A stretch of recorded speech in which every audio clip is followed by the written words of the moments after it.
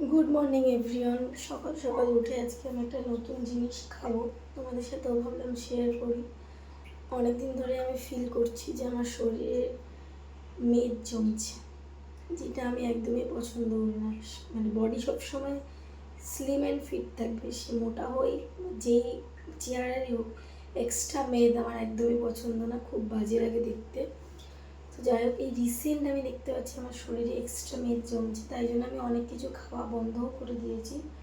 তো আগে আমি যেগুলো খেতাম শরীরে যাতে মেদ না হয়, তো সেটাই আগে।